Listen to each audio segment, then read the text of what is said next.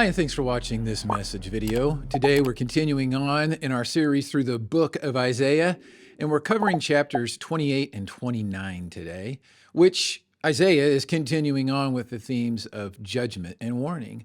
For instance, for those of you who might be new to this series, Isaiah has been used by God to warn a lot of different people groups or nations, not just the people of Israel or Judah, but the Syrians, the Babylonians, the Elamites, the Edomites, and on and on and on it goes.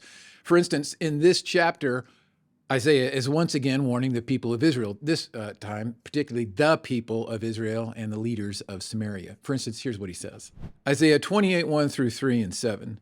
What sorrow awaits the proud city of Samaria, the glorious crown of the drunks of Israel. It sits at the head of a fertile valley, but its glorious beauty will fade like a flower. It is the pride of a people brought down by wine. For the Lord will send a mighty army against it. Like a mighty hailstorm in a torrential rain, they will burst upon it like a surging flood and smash it to the ground. The proud city of Samaria, the glorious crown of the drunks of Israel, will be trampled beneath its enemies' feet. Now, however, Israel is led by drunks who reel with wine and stagger with alcohol. The priests and prophets stagger with alcohol and lose themselves in wine. They reel when they see visions and stagger as they render decisions.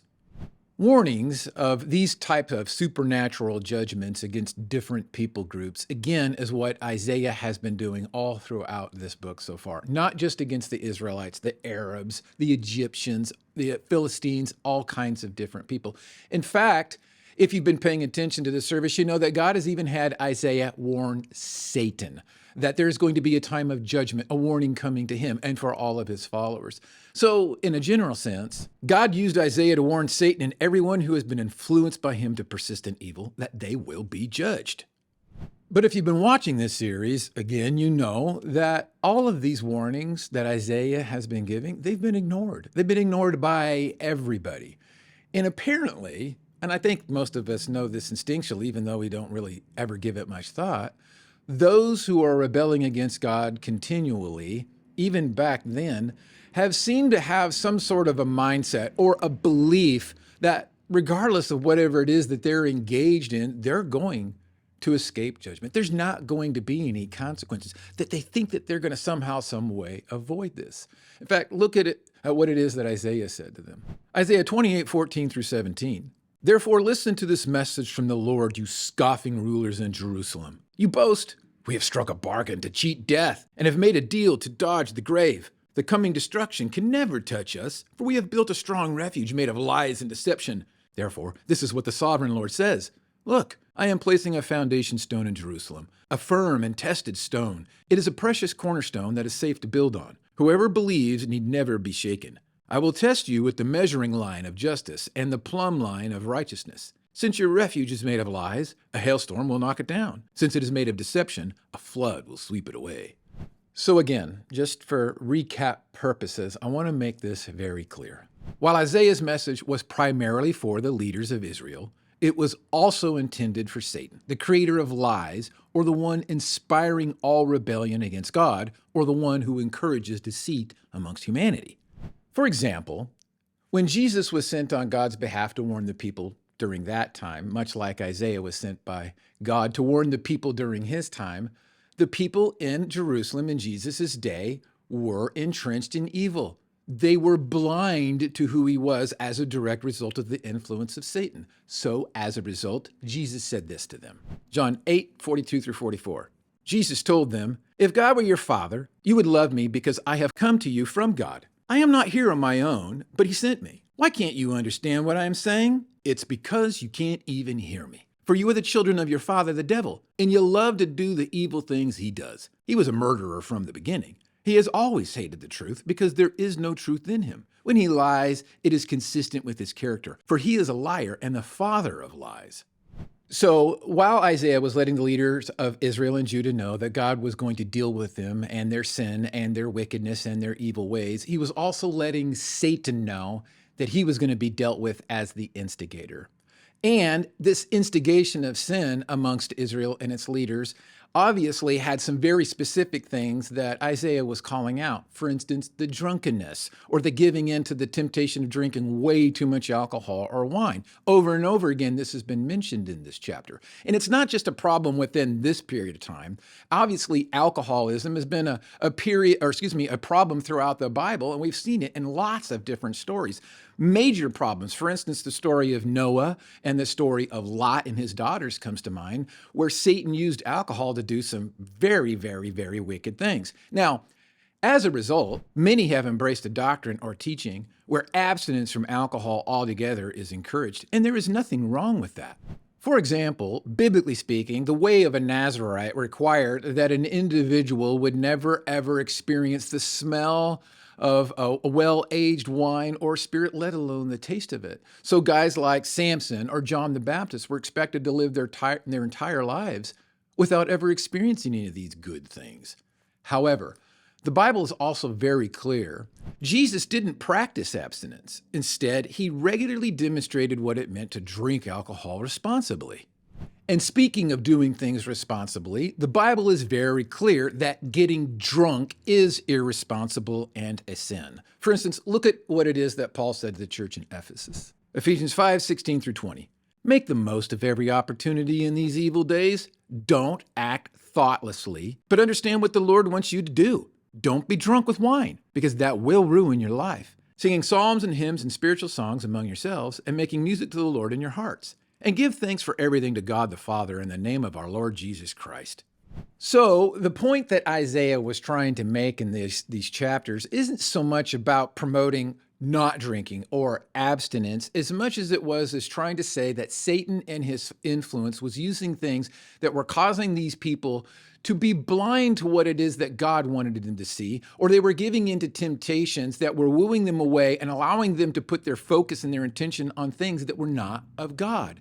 Which means Satan uses alcohol to get people to sin and always has. Therefore, we should all be careful when it comes to alcohol use and its impact on us and others. But know this, abstinence from alcohol is not required by God for salvation. However, you know what is required? Authenticity, truthfulness, no deceit.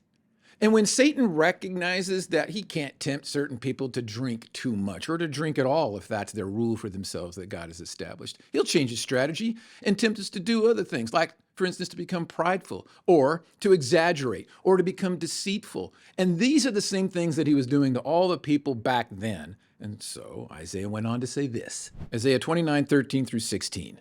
And so the Lord says, these people say they are mine. They honor me with their lips, but their hearts are far from me. And their worship of me is nothing but man-made rules learned by rote. Because of this, I will once again astound these hypocrites with amazing wonders. The wisdom of the wise will pass away, and the intelligence of the intelligent will disappear. What sorrow awaits those who try to hide their plans from the Lord, who do their evil deeds in the dark? The Lord can't see us, they say. He doesn't know what's going on. How foolish can you be? He is the potter, and he is certainly greater than you, the clay. Should the created thing say to the one who made it, he didn't make me? Does a jar ever say the potter who made me is stupid? In Isaiah's day, God sent him to warn the people, particularly the leaders who were influencing these people, that they needed to pay attention to God instead of this influence of Satan that was causing them to live their lives in such a way that not only were they abandoning everything that they had made in terms of a covenant, but now they were becoming distracted by things that could be good, but ultimately were things that Satan was now using for harm, causing them to be distracted and blinded to the good things of God. And when leaders do this, it impacts or influences everybody. And so God sent Isaiah to warn them, stop this, turn back to me, place your faith and trust in me, and look to me for guidance on what it is that I want you to do in order to be able to lead my people. And over again, this has been the message from God through all the prophets, whether it was through Isaiah or Jeremiah or Ezekiel, or whether it was when he sent Jesus and therefore then all of his apostles afterwards. All of this was so that warnings could be given to people, not just people who weren't considered the people of God, but everybody, literally everybody. And the message has always been the same. It's always been a consistent message in that those who place their faith and trust in God and then look to him for guidance, while recognizing that there is an enemy who is trying to influence us to be blinded to the things of God, And instead of pursuing those things in his will and ultimately a relationship with him that ends in his rest, we choose other things. We choose our own way. And so Isaiah's been sent. And one of the things that Isaiah said to them, and ultimately to us, is that everybody who does choose this way of following God and obedience to his will or to the covenant, they will experience this rest with him in heaven, this joy ultimately beyond anything that's even describable for us. And it's all because we place our faith and trust in God. Isaiah 29:17-24. Soon, and it will not be very long, the forests of Lebanon will become a fertile field, and the fertile field will yield bountiful crops. In that day, the deaf will hear words read from a book, and the blind will see through the gloom and darkness. The humble will be filled with fresh joy from the Lord. The poor will rejoice in the Holy One of Israel. The scoffer will be gone, the arrogant will disappear, and those who plot evil will be killed. Those who convict the innocent by their false testimony will disappear. A similar fate awaits those who use trickery to pervert justice and who tell lies to destroy the innocent. That is why the Lord, who redeemed Abraham, says to the people of Israel, "My people will no longer be ashamed or turn pale with fear. For when they see their many children and all the blessings I have given them, they will recognize the holiness of the Holy One of Jacob. They will stand in awe of the God of Israel. Then the wayward will gain understanding, and the complainers will accept instruction."